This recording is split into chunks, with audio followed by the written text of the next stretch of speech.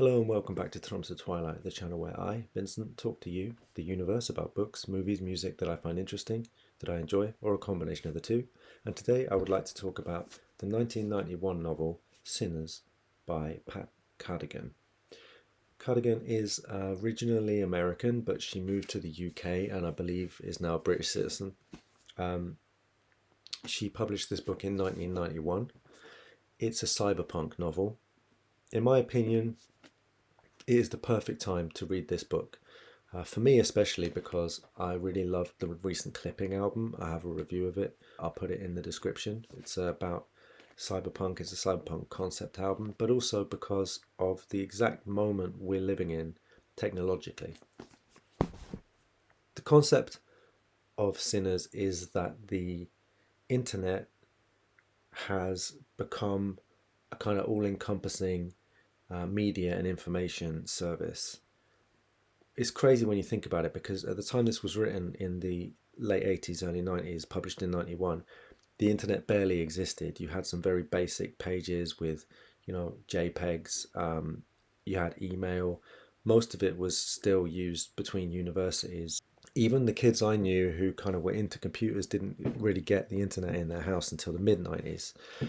But in the book, it's this kind of like fluid, liquid place, essentially, that people make rock videos. So it's kind of influenced by MTV.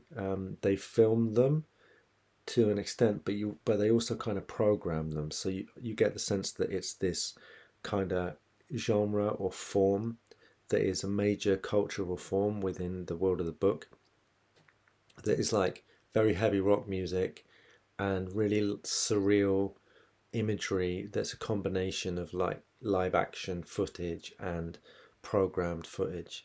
The book follows essentially uh, a collection of characters. It's kind of an ensemble, if you will.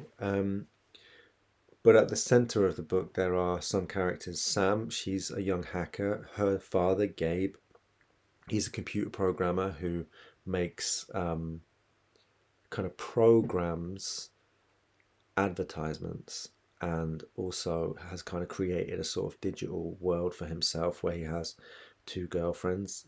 He's unhappily married, and he lives a life of adventure in digital space. He has a full body suit that he immerses himself in. Then there are a collection of people who worked for a company called iTracks that makes rock videos, that's recently been subsumed into a major corporation called Diversifications Incorporated. And Diversifications have developed technology called sockets, which is the first direct interface between the human brain and a computer. So initially, they're going to try this technology out making rock videos, and the idea is that people can essentially send the imagery directly from their mind into the computer and just generate the video. And since people also can plug in to experience it, it comes directly from someone's mind, but it's also potentially experienced completely immersively. In this book, the internet has also kind of become alive. That there is a consciousness that's developed within it, and culturally, everything has developed into different types of pornography. So you have food porn, which actually has become a thing. You have health porn, medical porn. This is really interesting to me because I was recently listening to a podcast where I heard somebody develop the argument. The podcast was A Bit Fruity, which you can also find on YouTube, Matt Bernstein's channel. And he was talking to somebody who was describing how social media like TikTok, Instagram, has essentially developed into various types of pornography. Like, it's all about creating a physical response as quickly as possible, gaining and maintaining your focus and attention, and it's sort of like form without content. femininity and masculinity have become kind of extremely stereotypical and extreme. So in many ways, Pat Cadigan's book is describing and predicting precisely what is happening right now with like uh, art and culture having first become content and then moving into the realm of pornography, um, visuals being created without any actual illustration skills, design skills, just through prompts, or in this case the interface. People are now working on direct connection between computers, digital interface, and the brain. Um, they are arguing that it's for like health reasons, like to help disabled people and stuff. But you know that once the technology exists, then there'll be all kinds of applications that we haven't yet considered. So I found this book super fascinating to read in the context of our current time. And Cadigan also develops this really interesting idea like, what if a person connected from by their brain into the mainframe, into the internet, has a physical or biological illness, and that becomes something within the network? You know, what would this mean? It's very cyberpunk in its tone, like it's quite irreverent. It has many narrative threads. It hops around a lot. The characters speak in different types of slang that Cardigan's created.